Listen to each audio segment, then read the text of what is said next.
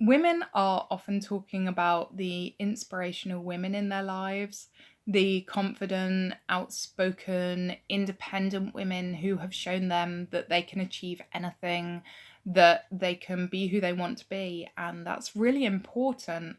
But today, I actually want to talk about my dad and how he has inspired me to become who I am. He probably doesn't even know how much of a hand he's had in it. When we were growing up, he always used to read our bedtime stories. He often used to choose books from his own reading shelf, which pretty much consisted of sci fi classics. So, yeah, as a child, my bedtime stories were things like The War of the Worlds and The Day of the Triffids and The Midwich Cuckoos, and, however inappropriate they may have been as children's bedtime stories. My dad introduced me to speculative fiction and inspired me to love fantasy and science fiction and to become a speculative fiction author myself. He introduced me to fantastical worlds, to monsters and aliens. One of the things about these old sci fi books was that the heroes in them were always completely average people whose average lives got interrupted by some crazy event and they found a way to get through it. And that's a really nice lesson to learn as a child. So, yeah, my dad led me down the path of speculative fiction, and I was never ever discouraged from that. I was allowed to believe in magic, in fairies. I was allowed to read at the dinner table. And my parents never told me to get my head out of the clouds or to stop daydreaming or to be more realistic. And I'm really thankful for that. Now, when I was at secondary school, the way they taught technology was you would do blocks of each different technology subject. So each year you would do a few weeks of cooking, a few weeks of sewing, a few weeks of metalwork, electronics, woodwork, whatever. And then towards the end of the year, you would choose which subject you wanted to do for a longer block so you get more time on it, so you could make something a little bit bigger. And I think it was in year 9, so I would have been 14 years old, that I chose woodwork at the end of the year, which surprised a lot of people. I was the only girl in the woodworking class. And the reason I chose woodwork was because it was something that I really enjoyed.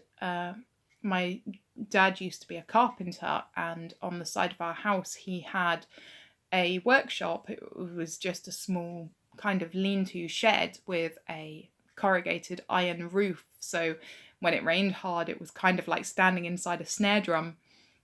But as a child, it was quite a magical place. It was full of strange and bizarre tools and half-finished woodwork projects, and the floor was about 3 inches deep in wood shavings and sawdust. And it also had that wonderful woody smell.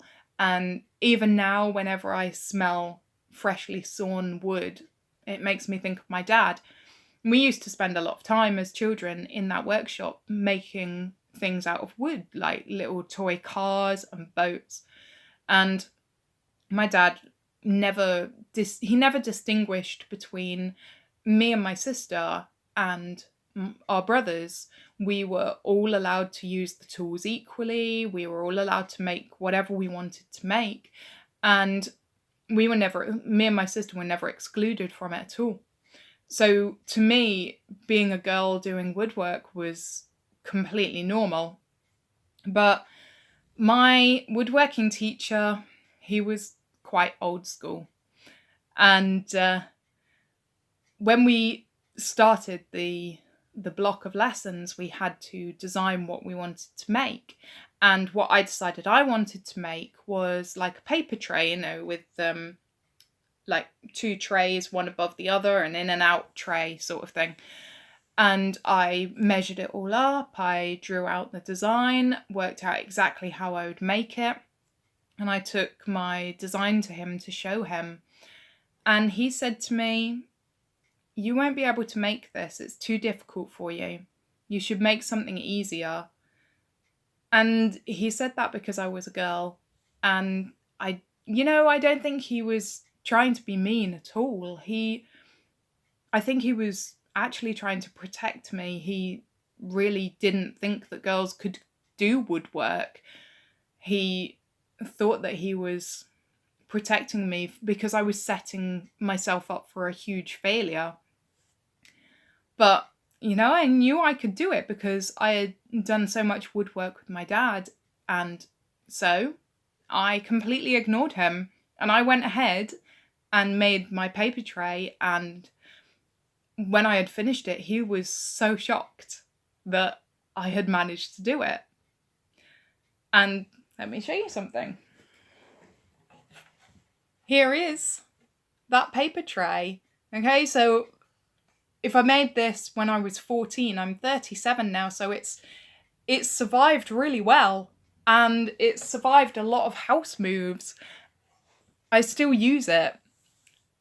And this paper tray for me has become like a symbol that I can achieve anything, because when my woodworking teacher told me to make something easier, that was kind of the first time that I realized that there would be people in life who would try and hold me back because I was a girl, and would tell me what I could and couldn't do because I was a girl.